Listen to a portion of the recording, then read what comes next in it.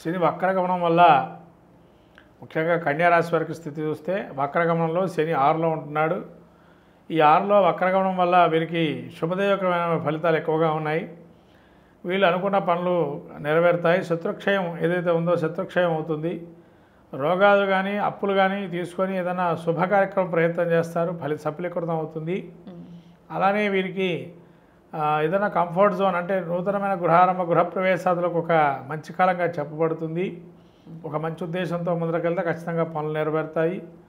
అలానే వీరికి ఈ యొక్క శని కూడా యోగదాయకమైనటువంటి ఫలితాలు ఇస్తున్నారు. స్థిరాస్తి సంపాదన కానీ తర్వాత అదృష్టం అనుకోకుండా రావటం అలా తలుపు తడుతున్న పరిస్థితి.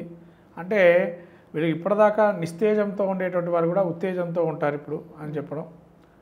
తర్వాత ఈ చతుర్థమందు సంచారం చేయడం వల్ల విద్యార్థులుగా ఉన్నటువంటి వారికి కూడా యోగదాయకంగా ఉంటుంది.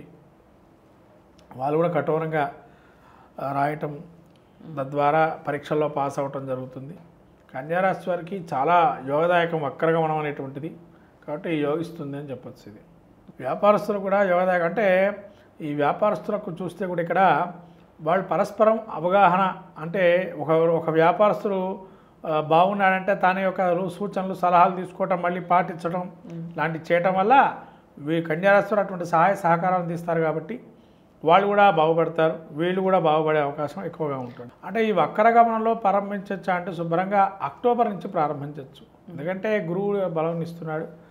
అక్టోబర్ నుంచి కనుక ప్రారంభం చేస్తే మంచిది.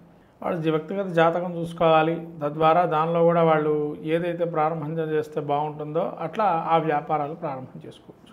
విద్యార్థులు యోగదాయకంగా ఉంది. ఖచ్చితంగా తను సొంతంగా రాసుకుంటారు. అంటే ఒక జ్ఞానం అనేది ఎక్కువగా ఉత్పన్నం అవుతుంది.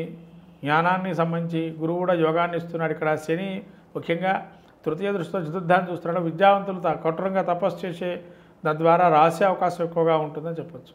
స్థిరచరాస్తులకి చెప్పాను కదా, గృహారంభ గృహ ప్రవేశాలు యోగంగా ఉంది. ఖచ్చితంగా వాళ్ళు ముందరకు వెళ్ళొచ్చు.